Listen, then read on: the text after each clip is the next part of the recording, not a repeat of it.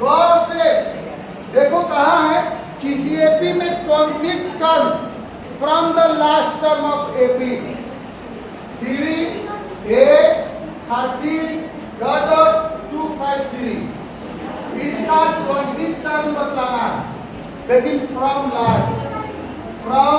Last सुनिए प्यार से ध्यान देना। अभी तक आपने जो बनाया वो शुरू से निकाला, इवनिंग से।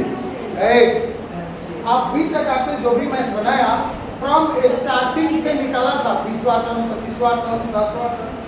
यहाँ क्वेश्चन है आप एपी का 20 टर्म बतलाओ, लेकिन फ्रॉम एंडिंग पीछे से बतलाना 20वां टर्म।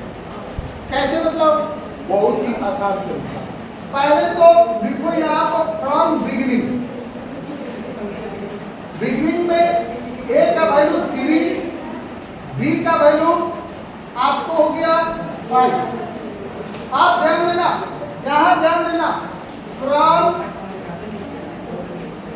एंडिंग, फ्रॉम इन, ध्यान दो, फ्रॉम इन मतलब अंत के तरफ से। अगर उल्टा कर देंगे एपी को तो ए का वैल्यू हो जाएगा 253। अगर एपी को पलट देंगे क्या माना हो जाएगा 253।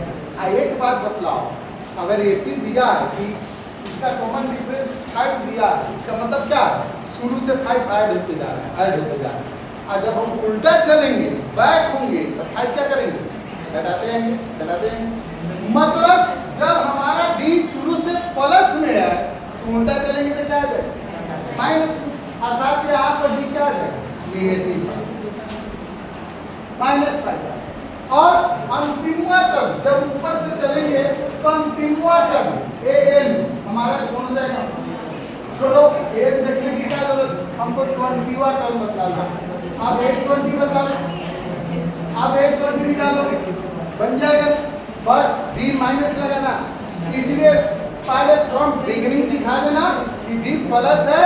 जब एंड करने जाएंगे ए हमारा बदलेगा और डी का साइन छोड़ेगा। कोई दिक्कत समझ में आ रही? Question number 18। हेलो, किसी एपी के 4 और 8 टर्म का सम 24 है। A4 A8 24 हुआ। बहुत ही शानदार क्वेश्चन। 2 टर्म का सम 24 दिया है। देखो इस प्रकार का जो भी क्वेश्चन देगा, मैं पहले ही बोला हूं एलिमिनेशन मेथड पर मैथ बनेगी। यह लीनियर इक्वेशन 2 वेरिएबल पे जाएगा। क्या आपको दिया है क्वेश्चन कि 4 टर्म और 8 टर्म का सम 24। 4 टर्म का मतलब 1 + 3D, 8 टर्म का मतलब 8 + 7D = 24। मतलब 2A + 10D = 24। मतलब A + 5B = 12, इक्वेशन 1। अब ऐसा ही दूसरा दिया 6 और 10th टर्म का सम 44। 6 और 10th टर्म का सम 44। अब इसी प्रकार से दूसरा इक्वेशन बना लो, बन जाएगा ना?